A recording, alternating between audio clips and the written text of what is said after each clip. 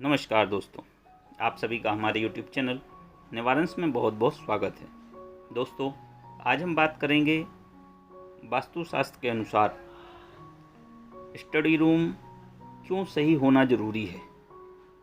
क्योंकि यदि यह सही रहेगा तो जो पढ़ने वाले बच्चे हैं वो बहुत बढ़िया तरीके से पढ़ाई करेंगे। यदि अभी तक आपने हमारे चैनल को सब्सक्राइब नहीं किया है तो आप कर लीजिए, बेल का आइकन दबाना मत भूलिएगा। सबसे पहले बात करते हैं कि बच्चे का जो रूम है, ये जो स्टूडेंट्स बैठते हैं उस रूम में इस बात का आपको बहुत विशेष तरीके से ध्यान रखना है कि उनका जो फेस हो या तो वो पूर्व में होना चाहिए या उत्तर में होना चाहिए। दूसरे तरीके से हम बात करें कि उनकी टेबल आप दक्षिण की तरफ लगाएं या फिर पश्चिम की तरफ लगाएं, जहाँ पर उनका जो मुंह है वो पूरब की तरफ रहे या फिर उत्तर की तरफ रहे, क्योंकि यह सबसे अच्छी डायरेक्शन होती है बच्चों की पढ़ाई के लिए। यदि आप इस डायरेक्शन में टेबल लगाते हैं तो जो भी वो पढ़ाई करते हैं आप देखेंगे वो बहुत जल्दी उनको तैयार हो जाता है। ये बहुत ही लाभदायक होता है। वहीं आपको यह भी ध्यान रखना है कि जब वो टेबल पर पढ़ाई कर रहे हैं तो एक्स्ट्रा की बुक्स ना हो या फैली हुई टेबल ना हो, यह भी वास्तुशास्त्र कहता है। एक खास बात याद रखने योग्य यह है कि कभी भी टेबल आप इस तरीके से ना लगाएं कि आपके सामने दीवार हो, जैसा कि मैंने इसमें दिखाने की कोशिश की है आप, और पीछे काफ़ी स्पेस पड़ा हो।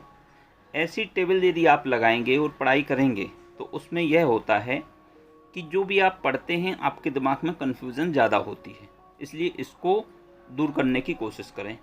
वहीं यदि हम बात करें कि बुक रखने की सही दिशा क्या होती है, तो बुक रखने के लिए जैसे आप रैक वगैरह यूज़ करते हैं या सेल्फ वगैरह यूज़ करते हैं, तो वह आपका या तो दक्षिण की जो वॉल है, दक्षिण साइड जो दीवार है उस पर रखें, या पश्चिम की तरफ जो वॉल है उस पर, या दोनों का जो कोना है वहाँ भी आप रख सकते हैं।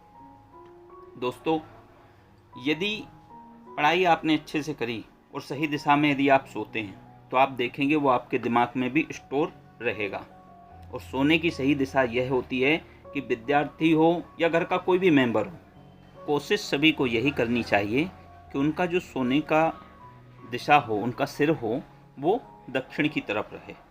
इस बात का भी आपको बहुत विशेष ध्यान रखना है। और एक बात और दोस्तों, कि कभी भी यदि आपका जो स्टडी रूम हो जहाँ बच्चे पढ़ते हैं, तो जिस तरफ उनका मुंह है तो उसके ठीक सामने कभी भी दरवाज़ा नहीं होना चाहिए, वह भी अच्छा नहीं माना गया है।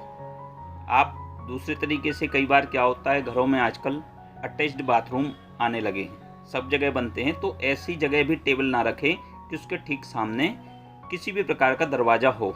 यह भी नेगेटिव ऊर्जा देता है।